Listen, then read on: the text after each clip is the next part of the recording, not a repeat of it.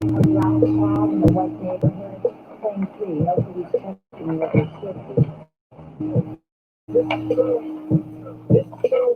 We got our hands up, they still won't do. This is true, this is true, this is true. We got our hands up, they still won't do. Taught as a child the rules for how to be. One day we all will walk free. Pull over, step out of the car. Civil rights for one are not afforded to all. We got our hands up, they still won't do. We fight for justice and war, but we got pain in our heart. I got my hands up, but you can still tell they want to spark. Young boys on the block, they try to ruin our dreams. Another black king gang, yellow on the scene. We grew up all nothing, we came up all hustling. Why they hit it when they see a black nigga with something? We survived off nothing, all we knew was the struggle. Mama always told me, boy, you gotta get out and hustle. This is true, this is true, this is true. We got our hands up, they still on true. This is true, this is true, this is true, this is true. We got our hands up, they still on true. Abolished civil rights in 64. If we all were free, then what are we fighting for? A world without fear, a world without shame, a world where children don't avoid eye contact to avoid being blamed for a crime they didn't commit in a city they've never been to visit. But imagine this. Sirens roar to trigger an alarm. Wide and far, people come to protect you from harm. Those who abuse power are now being punished. Now the fear. In moments, they're caught. This is true, this is true, this is true. We got our hands up, they still on true. This is true, this is true, this is true, this is true. We got our hands up, they still on true. They hate us cause they want us bowing down. No, we never bow down. Just keep them hands up and stay prayed up. Facing united we stand, divided we fall. Late nights you put over, ain't got no one to call. With my skin coming down to the care. Can't just put by cover, but when it comes up, it's true, it's true. We got our hands up, they still on true. It's true, it's true, it's true, it's true. We got our hands up, they still on true. Es que no quiere verme respirar. Es verdad, porque de color me quiero pichar. Si nos unimos, la unión se va a acabar. Y si hablamos claro, las cosas se van a arreglar. No nos vamos a dejar, no vamos a tolerar. Hey everybody, I know you out there vibing to the tunes, but you already know what it is. Tonight's conversation is going to be real, authentic, but tactful. We are going back to discuss race, privilege versus racism, privilege versus personality, and a power dominant society. So stay tuned.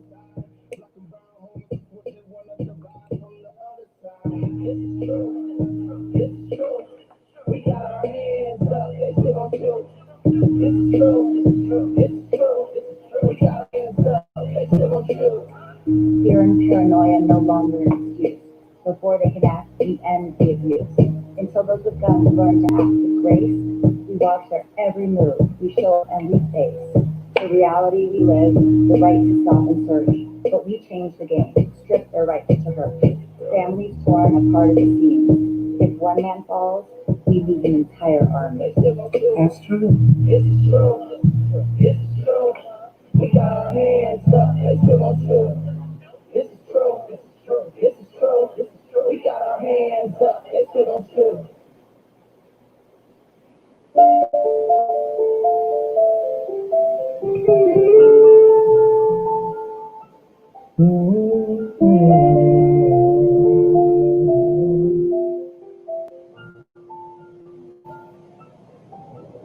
There's something that you stop talking about. Let's put it all on the table. To the fire. Ooh, let's see who's gonna be first. Who is first to come in?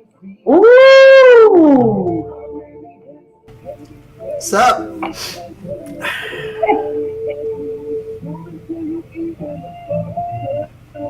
Let's see who the next will be.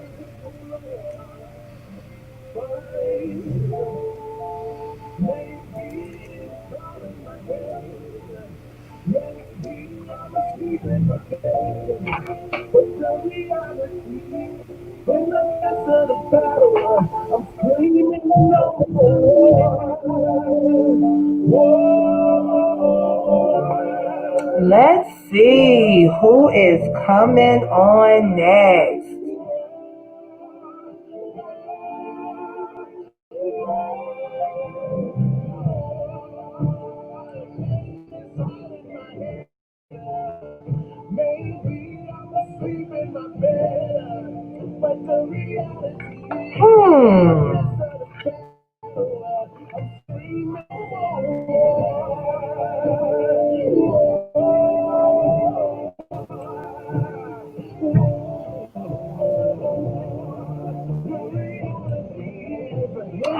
Woo!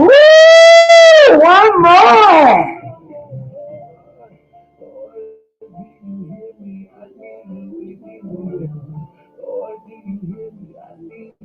So, guys, slowly but surely, tonight's guests are coming on, and then I'm going to give you an introduction, and we are going to dive right in.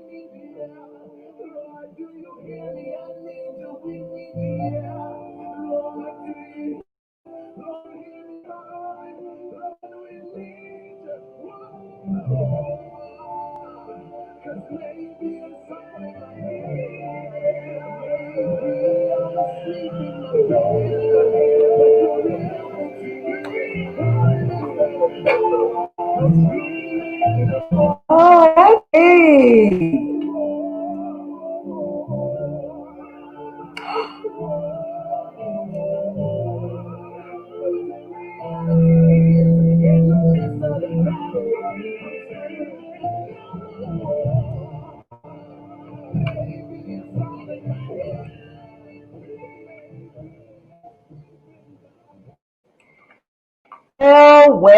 Well. It is now the 7 o'clock hour. And tonight, this evening, shall I say, we are back for the fourth quarter of the multicultural revolution.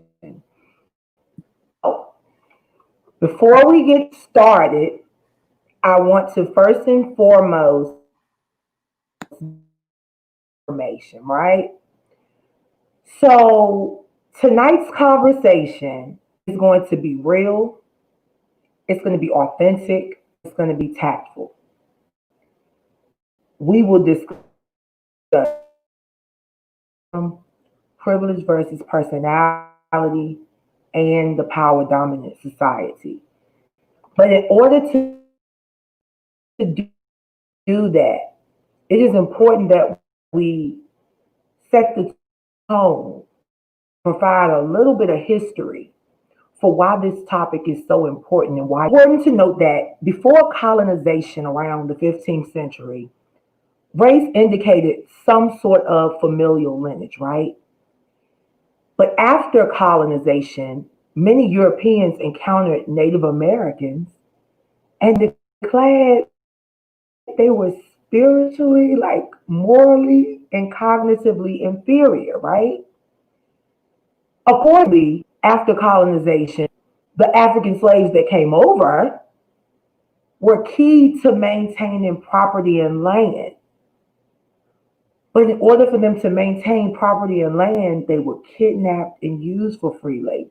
Being kidnapped, you know how it works even now with human trafficking. You're stripped of your identity, your familiar connections. But back then, they were stripped of their language and their culture. So that further emphasized the moral, spiritual, and cognitively inferior concept, right? Then we have racial profiling. And now we have the target of hate crimes simply because of something that one cannot control. And so this evening, we have a panel of diverse individuals of generations, ethnicity, religious orientations, political orientations. We look at everything because for some reason, when we talk about diversity, we only think about race. And tonight, although we are talking about race relations and things of that nature, we're going to make sure that this conversation is intentional and that it is respectful. So, without further ado, let's just dive right in. And what I'm going to do, I want everybody to unmute their mics because I think we have a good bunch of people without background noise. So, what's up? What's up? Steve, how you doing? It's all good. Great. All right. So, guys, we're going to jump right in. The first thing I want to talk a little bit about tonight is the epidemic versus the pandemic. And just the beginning, we define the epidemic as the senseless killing of black men and some black women, and the pandemic with COVID-19 that black people are dying at disproportionate rates. And so this evening, I want each of you to really just think about that for a minute. And let's really be intentional about what do you see that would be the top three major issues. And what we're going to do, we're going to go clockwise. We're going to Steve, Alex, and then Kay. But Steve, what do you see? From your perspective, what do you see that's going on in the world right now?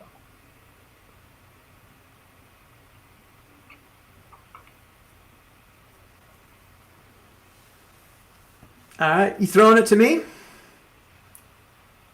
I am. I don't know that my perspective is the same, but if it were the same, this wouldn't be the world it is. So, I think we're just so influenced by what the influencers want us to see. You talk about the epidemic, and all of a sudden, we see our eyes are opened up to what's being shown on TV. But what's being shown, the protests or what they're protesting about. Is it something that's being peaceful, or is it something that's being aggressive? My family's just learned to tune out every time they show something, because they show something aggressive and not what the thing's about. And to me, that's one of the biggest things I see. Okay. It's hard to judge what's going on as far as our pandemic situation. Obviously, there's a disproportion, but all of the data is so wrong. It's so skewed. Again, it's not being done with any sense of consistency. So we can't tell what we're being fed. So we really have. It's up to each person to look and to look around and to look at as many things as you can to try to make sense out of this. I think we have so many people that are just singular. They got the blinders on of whatever channel they watch or whatever group they follow, and that's the only thing that they're going to believe. And this is not a time for that. This is a time to take the blinders off and try to understand. That's part of why I'm here. Absolutely. Well, Steve, thank you. Guys, Steve is a gentleman who was like, I'm all for it. I want to have this conversation. And Steve, thank you so much for being transparent, and thank you so much for just being here with us tonight. I'm glad to be here. Thank Alex, you. what do you see from your perspective? Thank you, thank you, thank you. Okay, so from what I see is a lot of negativity being shown on TV. A lot of, not sorry that my view is not the most optimistic, but they're not showing us optimistic views right now on TV. So I'm just gonna say that. But we are being just shown, of course, people stressed out about COVID, not catching it, all this stuff. We're seeing a lot of the death rates and stuff, but also, like Steve said, we're seeing a lot of the protesting too. But of course, we're only being seen, I feel like, what they want us to see. You know what I'm saying? So they're not showing a lot of things that go on with protesting. They're showing, of course, the looting and everything else with it. So I agree with Steve when he says that, it's about what you see. So, it's sad that we're dealing with both at the same time, but to be honest, I think all of this brings out true colors in people too. Because if there wasn't, people didn't have time to just sit at home and they wouldn't be on Facebook talking about how they really feel about stuff, or putting it out, on other social media platforms. And with all, with everything with the police brutality, the racism and stuff, I don't think it's making anyone racist. I think it's just highlighting and bringing true colors out of people. So maybe a good thing that is happening, because then, people are being brought to light who they really are. They just needed something to bring it out. Absolutely. Wow, Alex, that's an interesting perspective. And guys, Alex is definitely, she is probably closer to a Gen Zer. She has a millennial spirit, but she's a Gen Zer. I know she gonna hold on. She holding on to her millennialism, but she's a Gen Zer. But she is very, very, very wise beyond her years, and definitely has a very interesting perspective. And one of the things, Alex, I definitely want to say kudos, because one of the things that Alex really wants this generation coming behind us to see is that a lot of this is economics. And we have to make sure that we get our financial literacy together so that we can be competitive in this world. Because if we control the media outlets, like if this was the media outlet, a whole lot of the buffoonery that we're seeing in the news, we wouldn't be seeing, because we would control it and we would tell it like it is. But then they don't want the common people to speak. So thank you, Alex. Kay, what do you see from Chi-Town? For me, I really see it even past just what we're seeing on TV and what's happening. I see it from a very spiritual perspective of the epidemic and the pandemic. I believe that history is repeating itself. I think a lot of the frustration that we're seeing from the racial perspective is because we've been doing this. This is a years upon decades upon centuries of a battle, that the sadness and the rage, because we're in 2020 and we're still fighting a fight that our great grandparents were fighting.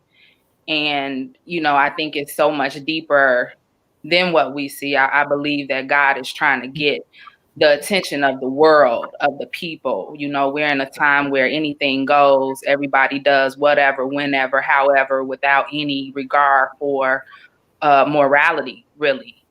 And COVID shut that down. COVID was like, world stop. And it forced people to really take a look, not just being fearful of catching it, but really taking a look at what they were spending their time on, how they were spending their time, how they were treating the people that they say that they love. So, for me, I think it's much bigger than just what we see, and that there's a lot of spirituality to what's going on, and it's really questioning everybody, race, religion, whatever your background is, about how you're living your life and the quality and the way in which you're living your life. Wow. Wow. Okay, that's major. And guys, one of the things that I wanted to make sure I put out there, and to me this is very important because Kay has an interesting background. Um, Kay's perspective is going to also contain a little legalism, because although she's an African American woman and she understands the culture, she also understands the law enforcement side of things from, I don't want to say behind the bench, but from in front of the bench, because she's an attorney. And I think that that's important to understand relative to really understanding how, you know, her emotional and her logic may sometimes conflict. And Absolutely. I think that that's something that we definitely need to pay attention to. So thank you so much, Kay. Now, Raj, what is it that you see that's going on right now? Because we've been through a wave. We went from George Floyd to Rashard Brooks. Now we have all these people mysteriously popping up, hanging from trees. Man, which is But I still insane. hear Steve saying something. We Yeah. gotta stop paying so much attention to what's being put in front of us and truly try to figure out what's going on. We have to dissect. So, Raj, where are you right now? It's a it's a confusing time right now for a lot of people. It's insane that we're seeing information about lynching. I didn't even think people were still doing that. We in 2020 and we talking about lynching. Like that's the stuff we learned about when we in elementary school, history class, and all that kind of stuff. So to hear that in 2020 just is so mind blogging to me, But at the same time, like Miss K was saying, it's very spiritual what's going on right now, And if you don't take heed to the spiritual side of what's going on, you're gonna miss our calling and our true purpose during this time period right now. I say in a song, fighting the battle we can't win, fighting the battle we can't lose. The battle we fighting is within, living and setting our own rules. So when you listen to that, there's rules being set on both sides of the field. You know what I mean? There's rules at hand from a media standpoint to where they feeding us false information. I don't think all those people really getting lynched like that. That just seems too far fetched for me to really believe like that. And we live in a high information day and time. So the information that's on the internet is going so fast, and I could go on Photoshop right now and create an article and make social media think anything I want them to think. So now we have to understand that Mm, in a position to where mm. we have to rationalize and think with logic and really do our homework for ourselves and really seek the answers and the things that are really going on in this world. And now we have to find the solutions to it. I'm a very solutions based person. I hate sitting on the problem. Like, yeah, we know the problem is racism. We know the problem is police brutality. We know the problem is not everybody can understand where we're coming from. All right, so now what's the solution?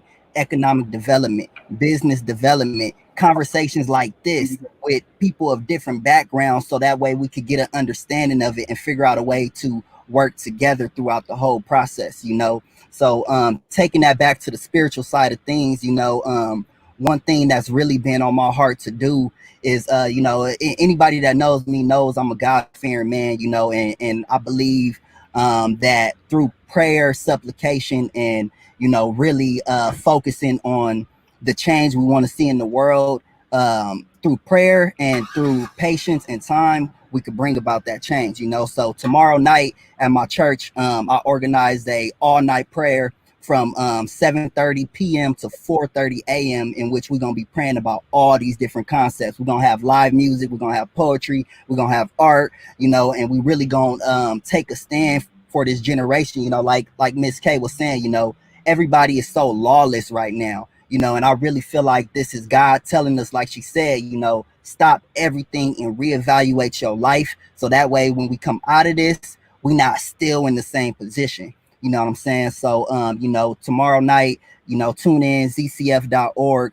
We're going to be praying and we're going to, try to usher in some change. It's a lot of negativity in the airwaves, so as a musician, as an artist, as young people, and, multicultural people of influence and a voice, we got to put some positivity in the airwaves, you know what I'm saying, and combat these negative powers against us, you know what I'm saying? So I'm all about the solutions. Let's figure out a solution, and let's really bring about change through the development of our people, you know what I'm saying? Wow. Raj, thank you so much for that.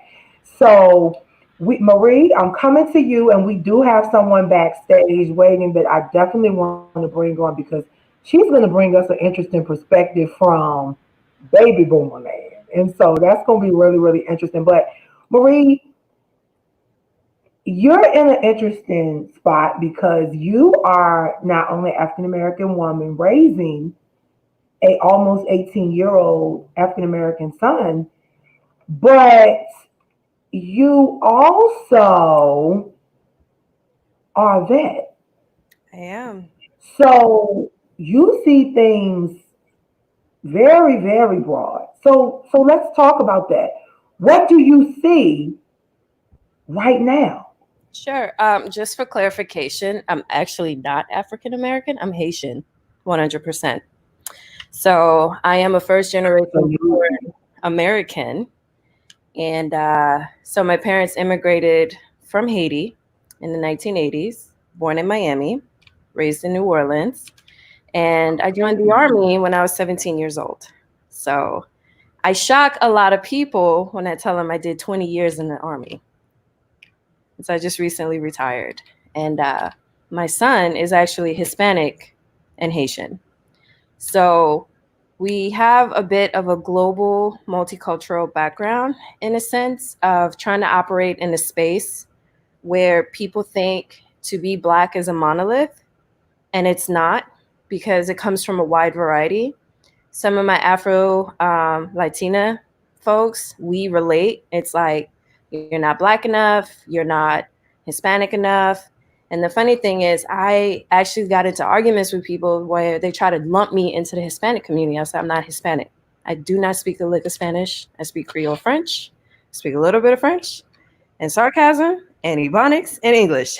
But when you look at me, you automatically see I'm African American. And yes, my heritage is African American, but it's about 700 years before everyone else. And so and the way I kind of break it down to everyone is the difference between me and you, sister, is the boat landed in another country. Bottom line up front. As a former Army officer, I dealt with sexism, I dealt with racism on so many different fronts. It's the microaggression that you deal with, you know? I've actually had someone question my immigration status. Been in the military 20 years. It was the first time I've actually he heard my voicemail, and I was just being funny. Like, I did two voicemails, one in French and one in English. And he heard my voicemail, and he's like, oh, so you speak French? And I was like, yes, I do. And usually it's like, oh, what part? Where's your family from? I'm used to that kind of dialogue. The very first thing that came out of his mouth was, so how long have you been in this country? I'm like, what? What are you talking about? How long I've been in this country? I'm a U.S. citizen. And he was like, and that was the first time I've actually had to say that out of my own mouth in over 20, maybe 25 years. I'm a U.S. citizen. He's like, but you speak another language. And I'm like, yeah. My parents are from Haiti. I'm first generation born American, came from Miami, the whole nine. But I don't understand that. What do you mean you don't understand that? Because you think due to the color of my skin that I can't be multicultural, I can't be well diverse. And so I've dealt with. Go ahead, I couldn't hear you. oh, I just said absolutely. Yeah. It's an eye opener. So you deal with microaggressions in a professional environment where the hair that grows out of your scalp is deemed unprofessional. Or when you're receiving an evaluation and they're like, oh, you speak very well, or you write very well. And I'm like, for what? Like, what are you trying to equate to? Or when you're trying to be passionate about something and they're like, tone down the ghetto. And I'm like, hold up. I went to college, and there's nothing ghetto about me, especially in the work environment. Just because I'm passionate about something doesn't make me ghetto. Just because I'm calling out something, it doesn't make me ghetto. So it's just little nuances that if you're not paying attention to it, you're like, hold up, what? And so I've dealt with racism in the military. I've dealt with racism outside the military. But then when you go and travel to other countries, it's a completely different experience. You're like, interesting, very interesting. And then when you see the racism towards a different ethnic group and you call it out because you can relate to it, you know what it's like. And every Black military personnel will tell you the one time where you never have to worry about your skin color, the one time where you don't have to think about your skin color is when you're in another country. They just see you as an American. They don't see you as Black. They treat you like, oh, you're just another American. But when you come to the United States, it's you're Black. I think I've been reminded of that every single day as if I don't look in the mirror. And having a son, it terrifies me to where it's like, how many times have I, got pulled over for speeding? And, my sergeants used to tell me, if you get pulled over, just hand them your ID card. I never thought until now that ID card was the thing that saved my life. Me pulling out my active duty military ID card with my driver's license. That is the thing that saved my life. How many times I could have been Sandra Bland or any other Philando Castile, any other person, if I did not have that ID card. Or how many times I've been in uniform and they're like, oh, thank you for your service, keep going. Because when I'm in uniform, my skin color is not a factor. But when I'm outside of uniform, it's like, And I'll never forget the time when I was on active duty and I'm just getting off from work. I'm in uniform. I'm minding my own business and I'm pumping gas and my back is turned. And all I hear is, you're a long way from home, huh, girl? And I'm like, what?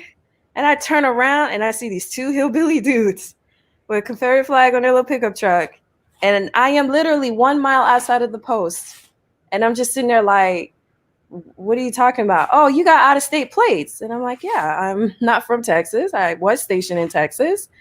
But me being the soldier and having to think really quick, I'm like, let me hurry up, get and go. Because I see this guy walking a little too close to my truck. And there's nobody around. I don't know what they're doing. But I was like, you have a good day. And I just took off and left. So even with me being in uniform, I'm still subjected to the same situation. But because that uniform is a representation of American freedom and the military and everything else, that is the one thing that keeps me from being a victim. And I will swear to that, because all of my other, fellow counterparts and my coworkers, they say the same thing. It's like, when you get pulled over, you don't think about, oh, how I'm going to talk out of getting a ticket. And so now that my son is old enough to drive, it terrifies me to the core. Like, I have had this conversation with him since he was 9 years old. And he's about, he just turned 17. So since he was 9, it's, if you get stopped by the police, don't say nothing. Do not say anything. If they take you in, just say, call your mom and I will take care of it. Do not argue. Do not say nothing. Abide. And it's just sad because, that kid who was suffocated and injected with ketamine because he was just, an introvert. That's my son. That is exactly my son's personality. He was just minding his own business.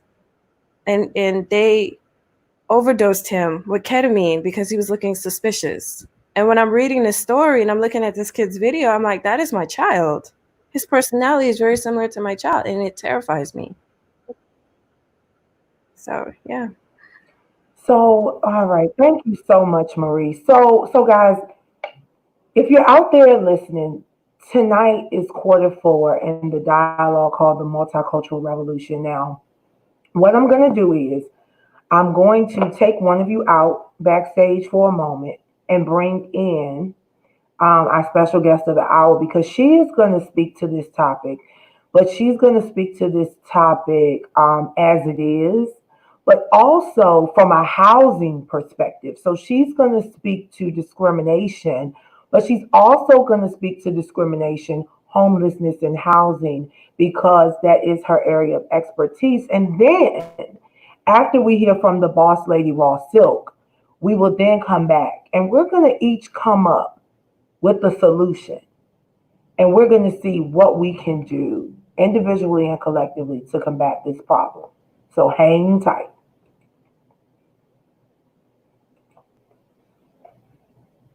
Hello, darling. Hey, everybody. Look, this storm, I'm actually on my phone, so excuse the little picture, but the computer will not work in the storm for some reason. We see you just fine. So just dive right in. You already know what the topic is. You talk about this a lot. Um, Raw Silk is from New York. She's been all over. She's here in Virginia. She works in the community, property management, working with homeless individuals. But you have a very, very interesting perspective and take on what's going on and some other things. So just let it rip. Okay, so definitely I heard what the queen that spoke before me said, and I can definitely relate to what she was saying. Because I have a multicultural son too. My son is half Dominican and African American, and so I know exactly what that is coming here from New York City. Um, when I first got here many years ago, a lot of people thought that the only Spanish people that exist was Mexicans, and so it took me like forever to convince teachers and things. I remember the first time my son at 6 years old experienced discrimination here in Richmond was by a teacher who actually, at the end of their social studies curriculum, decided that they were going to go to Chi Chi's on Broad Street. And she put my son on front sheet and said, well, let Michael Santos order for everybody. He should be comfortable. He should be right at home. And now this was a African American teacher. So I can truly relate to what that is.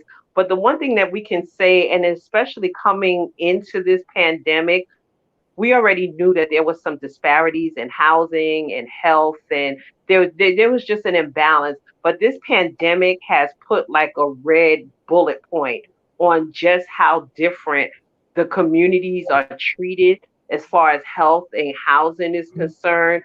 Um, I always tell people, and I even tell my brothers and sisters that's out there protesting now, we have to be really clear what we are protesting. We can't be mad at people. We often see people attack mayors and governors and police officers.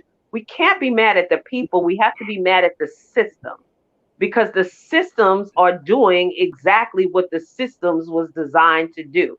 Okay, we get people mad at individual police officers that absolutely abuse their power and do all kind of things, but that's just a carryover overseer mentality that has always been there. The system of policing has never changed since the plantation, so it should come as no surprise to why our people are being treated the way they are by some police officers that still have that mentality. Think about this in the essence of a word. So we take someone and we put them in a uniform and we teach them how to kill, to go over and to kill. And then more than 80% of your police force come directly from the police force into from the military. So we take them out of one uniform and then we put them in another uniform and we give them a gun and we teach them how to kill. There's never been any decompression of that. This is not some enemy of the state. This is just a human being that may have done something stupid, an unfortunate crime, or may just exactly be innocent, but you just don't like the way they look. The other problem of that is that another percentage of your police force never has interaction with minorities, people of different persuasions. Okay, you can't take a Caucasian person from the Hicks of Alabama and then train them through the police force and then drop them straight in the hood and expect that they know how to relate to how it is. And for the sisters on here, we already know that when we speak up, we're always perceived as the angry black woman. They always hear aggression in our voice strictly because we have a voice. So now you take it and like my niece Lily knows that my husband is a big man. He does personal security for celebrities.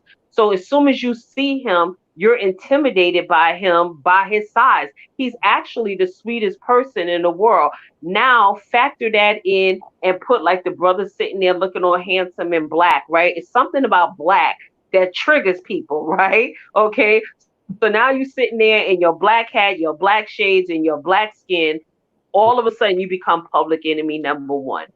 Okay, all of a sudden, because we as children, the subliminal training all along has been that black is bad, no matter what. Black magic, Black Midnight, everything that surrounds Black is somehow, for some reason, Black. We're never taught about the beauty of Black. We're never taught about that you can't make anything without Black. Black has to be a part of everything in order for it to even exist. Even when you got a printer at home, what runs out first? The black ink, right? Because you have 50,000 cartridges left of color ink, right? Okay. So now what we're finding in housing is, because of those systems that's been put in place, Black people got complacent and we got lazy. We thought somewhere along the line that we've arrived. We felt that because the Civil Rights Act, and then we ended up with a Black president, that we had hit the jackpot and we just stopped working and we fell back. The most irritating thing in the world for me is to hear a Black person say, I know my rights. You have no rights. You were never inclusive in we the people in the first place. And everything that's given to you is a tolerance. We're act, the Civil Rights Act, the Fair Housing Act. Okay. Those are things that are basically saying we gave them to you and we can take them away if we want to. Wow. All right. So I just heard a lot. One of the major things I heard is, it seems to me like what you're saying is get off your ass and work. You have to. And I'm sorry I had to say it like that because I think what's happening is working for. Okay, think about this, Lily, and I don't mean to interrupt you, but think about this, okay? Why isn't anybody attacking the Constitution? Why in 2020 are we still governed by a document created by old rich white men that didn't factor in Black people, women, or anything else? There is nothing in this world that says that the Constitution cannot be revised and challenged, but what it does, it will take away the white privilege that exists up underneath it. And that's why it's never been challenged. And that's a conversation that we've had time and time again. And you know what? Let's start there with our solutions. Let's talk about that. Steve, I'm coming to you. I'm coming to you because I watched you and I saw you moving, and I feel like you got something to say. Well, I just, the Constitution, it comes down to it's the original sin. Because like you said, be mad at the system. The problem is not the people that are around right now. I mean, I understand. I'm a product of the system. I understand my viewpoints have had to change since I was a little boy, influenced by a father who was raised in Kansas, by a father who was raised in Kansas, who had grandfathers that had roots in the Civil War. I understand I'm a product of that, and this has all been brought way more to the forefront of that. But it's not me, it's not you, it's not you, it's not you. It's the system, and the system is created by that original sin. It was birthed out of wrong. How do we fix that? How do we approach the system? I mean, we're talking about a revolution, but first we have to have the revelation of this is where it came from. So, to me that was the thing. Well, thank you, Lynn Miranda, but it's true, because that's the thing that really hits me, and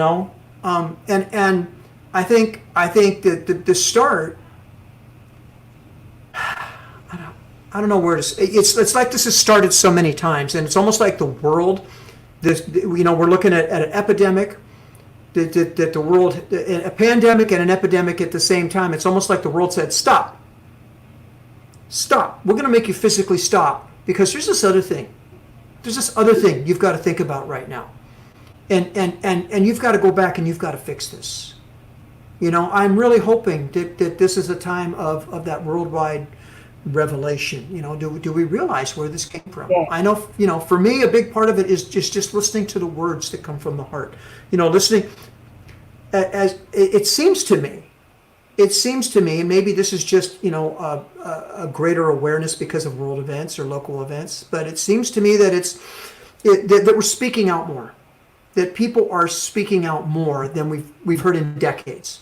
And I think that eyes are opened by the protest, but minds are opened by the words. That's what speaks to my heart, and it's the tone, it's the wanting, it's the candidness, it's the truth. That's what I'm feeling. Wow. Wow. See, that's okay. All right. So now we know we're going to start with this Constitution.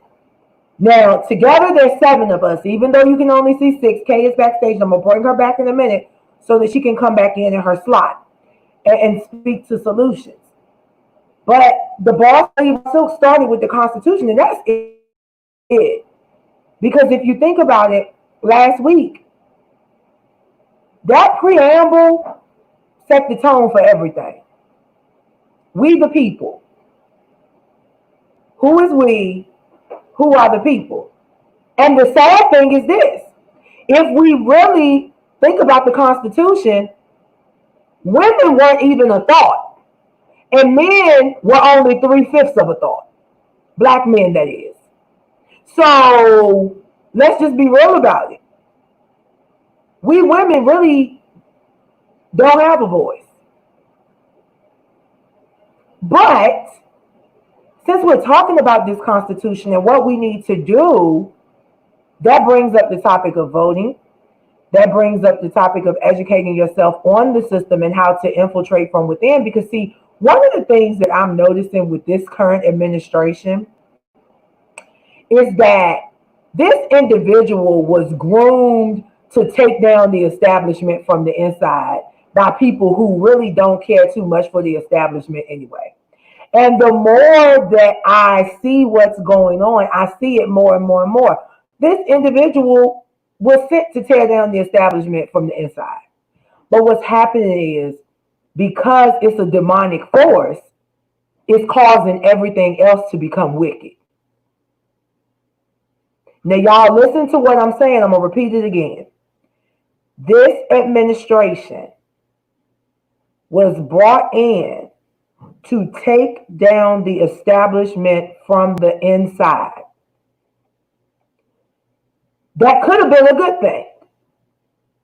But because this administration is motivated, surrounded, and operating under the forces of demons, everything associated with the system has become wicked. And look at what we have. Look at what we have.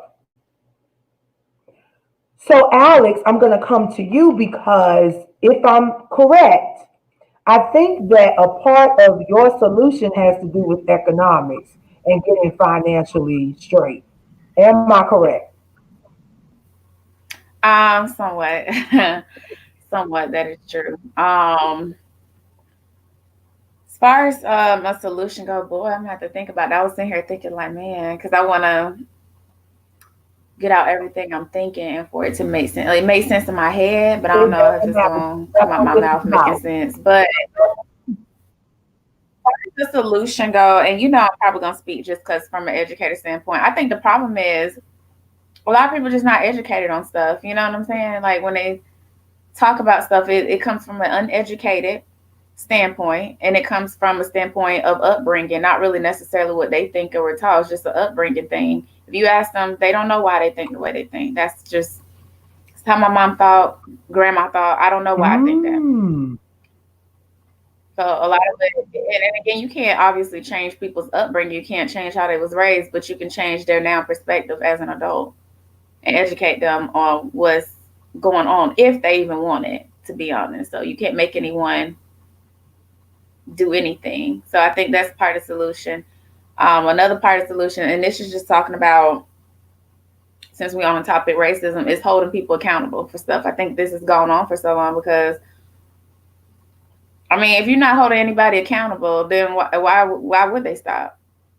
Why would they stop doing it? So again, how people are losing their jobs, losing scholarships and stuff. Now, I'm sorry, that has your life got to be a little ruined for it, but again, that's being held accountable for it. But like you were saying with the Constitution and stuff, a lot of people just not educated on that stuff. They must have skipped a couple of history classes or something and not aware of that. So I think that's where it comes from. But yes, and you're right. For far as the financially, that's why I said somewhat too. And stay tuned because Alex is definitely been working on things behind the scenes. So hopefully, in the very near future, All Things Authentic is going to be rolling out some financial literacy and some things about economic power and building wealth, generational wealth. So stay tuned for that. But Alex, thank you so much. Oh, thank you so much. Guys, I have to always shout her out because this is a young lady that we were on a social isolation series together. It's a reality series, and it came out of COVID. And the interesting thing is that during that time, it was a very diverse group of us. But you know something? Yeah. Nobody really realized in that group what was really going on between races. I think it was probably out of all of us, there were probably only three millennials and the rest were Gen Zers. Because, see, the Gen Z is not with this mess. Let me tell you something. Unless Generation Z was raised in hate in a household of taught hatred, Gen Z not with it. Gen Z is the one out here leading the revolution. It's not millennials. Gen Z is not with it. They don't care. They don't care about rules. They don't care about their constitution. They don't. Gen Z does not care. And Gen Z is like, what are you talking about? Gen Z is the one that knocked Christopher Columbus off of that thing over there and knocked him over in the water and sent him back up the river where he came from. That's Gen Z. That's not millennials. So I think we really like Steve said, and it's funny, Steve and Alex said the same thing. Two different people, two different generations, two different ethnic backgrounds, they said the same thing. Are we listening to what's going on, people? We're all saying the similar things just in different ways, but we got to come together and say it in order for the powers to be to sit down and shut up. Because the reality is, Alex, you're right to a certain extent, but I think the powers that be are uneducated. That's the problem. The powers that be are uneducated, but money talks and bullish walks. So you have uneducated, wealthy people. And when I say uneducated, please understand, I'm not just talking about formal training because I got formal training all over my wall. But I tell you one doggone thing, the common sense and the wisdom that was passed down from generation to generation is what has allowed me to understand this. And is what allows me to be able to go into rooms and talk to people and not turn my nose up and not classify and categorize people. And I think that's where we have to begin. Because the Constitution classified people from the beginning and we've kept it going. So now, Raj, I come to you with your solution. The solution,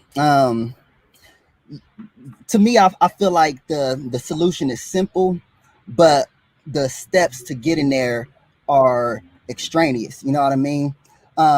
It's a simple concept of unlearning and relearning. You know, we've been taught a systematic way of thinking. We've been taught that, you know, especially as young black males, we've been taught when we see the police in our rear views, we nervous. We got hands on ones and twos. We our heart is racing fast. You know, we walk into a store. We can't walk into a store with our hands in our pockets because we're already thinking they're going to think we're stealing. So we got to take our hands out our pockets, walk through. You know what I'm saying? There's a systematic way that we've been taught to think. And not only us as black men, there's a systematic way. White people have been taught to think. Asian people have been taught to think. You know, so first and foremost, we got to start with our people. You know, I'm the type of person, I don't think I'm any better than anybody else. You know, I see a brother on the street, I'm saying, what's up? You know, I see some other anybody I walk past, I'm saying, what's up to him, you know? And it's just ironic because, you know, growing up as a kid, you know, I'm from LA.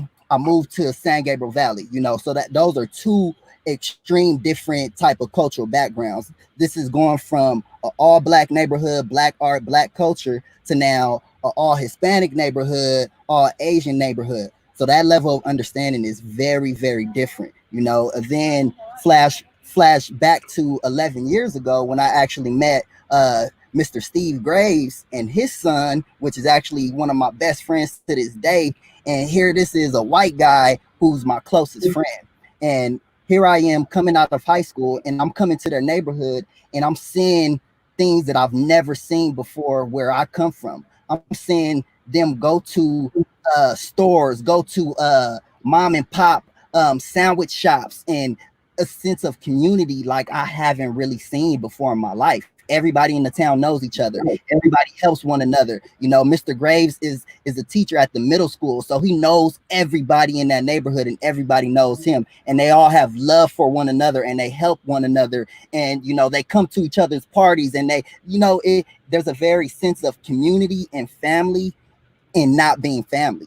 And the problem with a lot of black people are we don't love one another the way we love ourselves, because sometimes we probably don't love ourselves. So we gotta really unlearn the box that we've been placed in and seek knowledge outside of our surroundings, because there's so much more that we could accomplish. I've been reading a book called by 50 Cent, Hustle Harder, Hustle Smarter, and he really breaks down the concept of 50 Cent the rapper versus Curtis Jackson the hit TV show writer. And those are two very different levels of thinking. And once we understand that as a people, once we understand that concept as a people, we can now increase our economic development and the power that we have in this world. And once we increase that, now we can start making these decisions and start teaching other people that there's more than just the hood. It's more than just the projects. It's more than just what we've been taught to think. And we're capable of achieving more and doing more. And from it, our people can be further advanced. So it's very simple. Unlearn and relearn and seek the things outside of your surroundings. You know what I'm saying? And be open to having these type of conversations. I know a lot of niggas who wouldn't be able to communicate with Mr. Graves. They wouldn't. They just can't have that type of conversation. And that's a problem. Wow. And you know what's crazy? Raj, you spoke it. I'm glad you spoke about 50 Cent and Curtis Jackson, because I'm taking it there. I'm about to go on a tangent for like 2 minutes. But I'm going to bring R. Kelly into this. Everybody mad at R. Kelly. But Robert committed those crimes. We don't know Robert. We know R. Kelly. Yeah. So we gotta stop idolizing these people because they are humans. Yes. And number two, stop worshiping these preachers, because preachers are men too. We hold them to a high standard because they're supposed to be called by God, but many are called, few are chosen, and even fewer are anointed. But that's it. I'm gonna leave that alone. Mr. Gray said something spectacular. And Kay, I'm putting you on the spot, because I would like for you to answer this question. What does educated even mean to some people?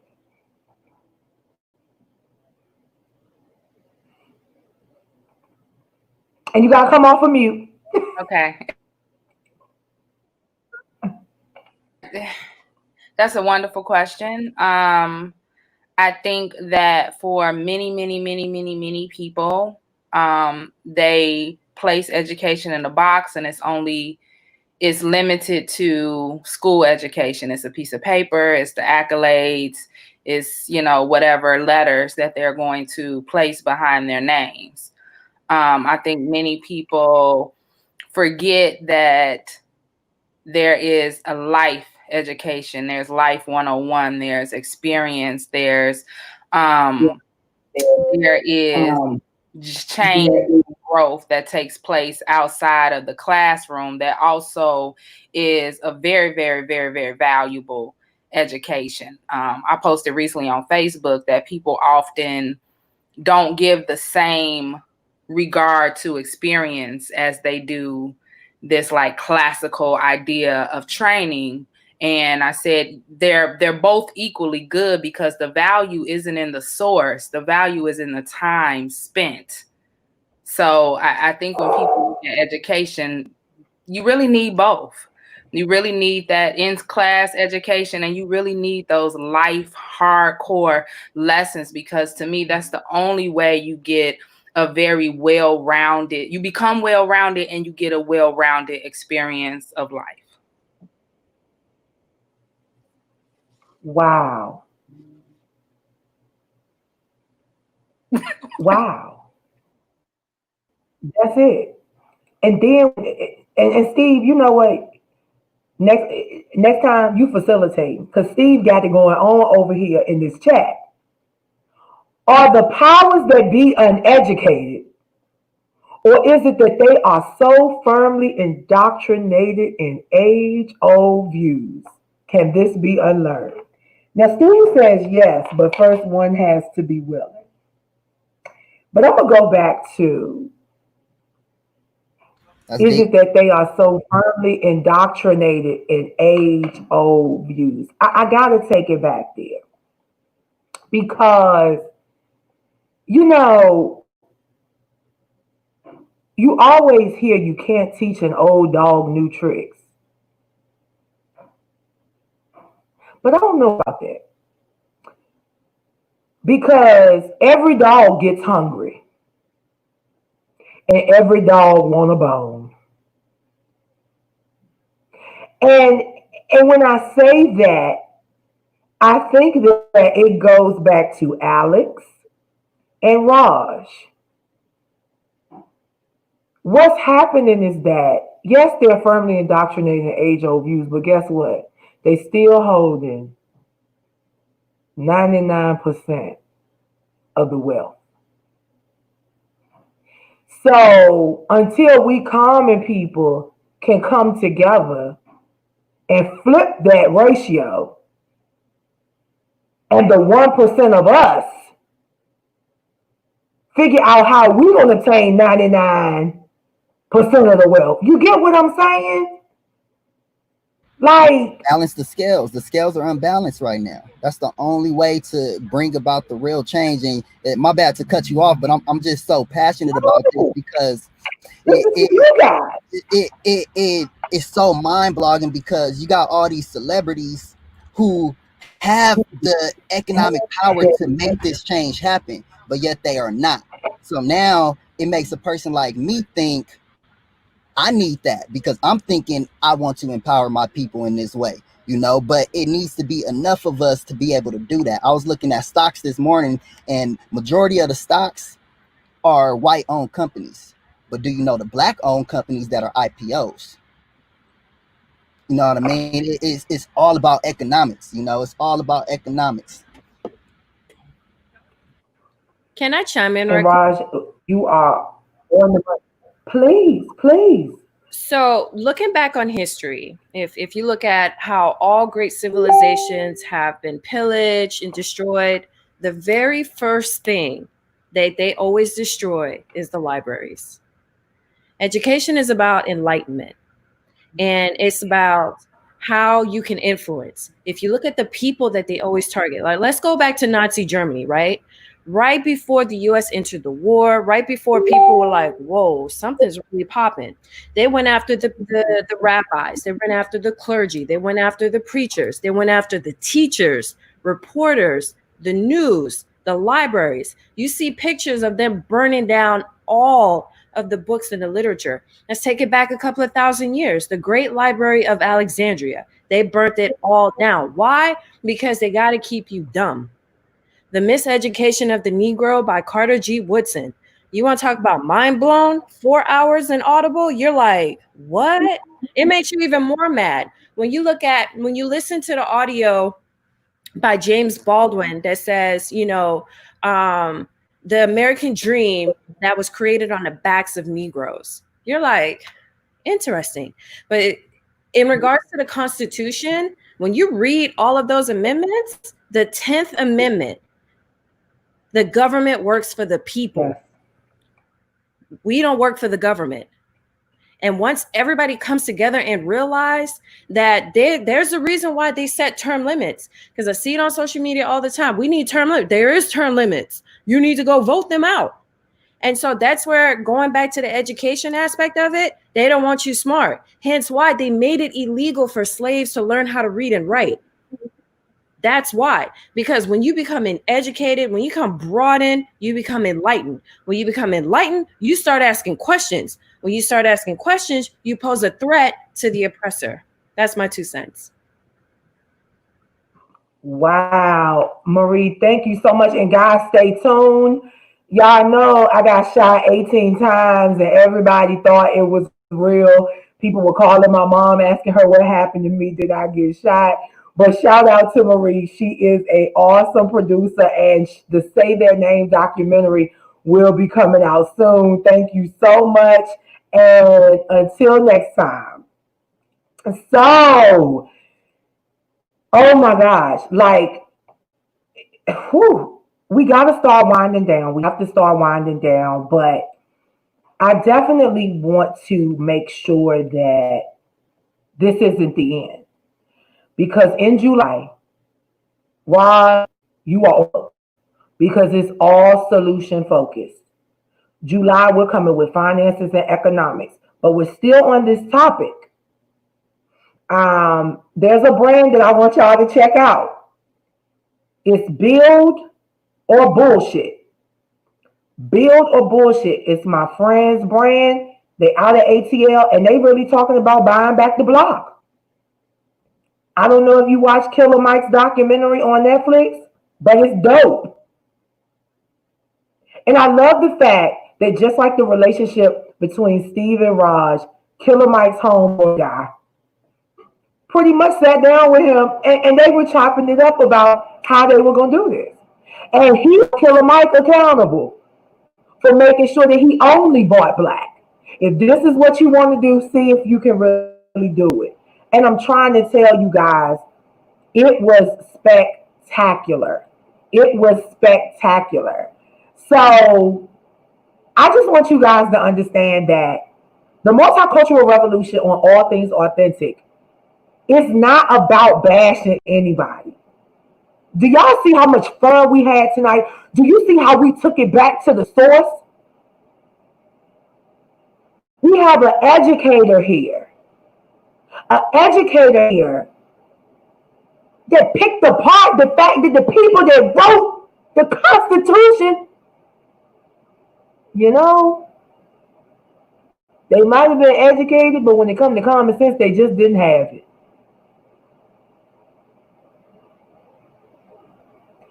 But I think Alex and Steve alike will agree that if we really go back to Athenian and Greek education, we do know that education was used really to teach you how to be a good citizen. So it goes back to what Mr. Steve said about indoctrination. And every last one of us went through K through 12 and we're indoctrinated. So look, thank you guys. This was awesome, but guess what? You guys are going to be the encore presentation. And what that means is one of you are coming back. And when we come back, I want everybody to come back to the table with your personal solution. We're going to put these solutions together, and I charge every last one of you to put your solution together and write a letter to your state senator.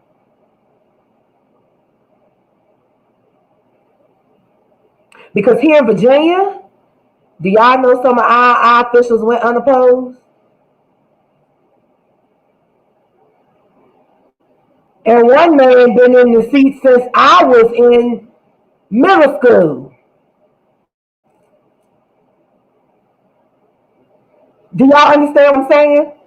So yes, we need term limits. Why is it that people can sit in seats so long, but the president only up there 4 years? You can't get anything changed. And guys, for the life of me, and I'm gonna close out, for the life of me, stop blaming everything on the president though. The president really can't do any more than Congress allowed him to do. Checks and balances exist in name. Understand that some things are just nominal. Nominal means a name. Checks and balances are nominal. Congress run this ish. Do you understand what I'm saying? So what Congress wants to happen happens. We do not have a direct democracy. We have a representative democracy. If we had a direct democracy, all of us would put up the church side I and vote. But we don't. We select people that we feel like are going to vote on our behalf.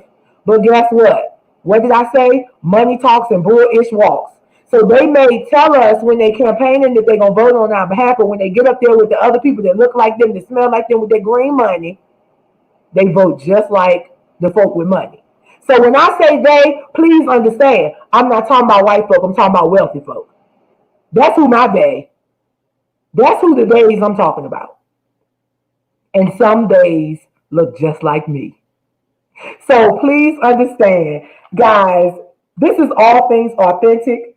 Steve, Kay, Marie, Auntie Tracy, and Alex, thank you so very much.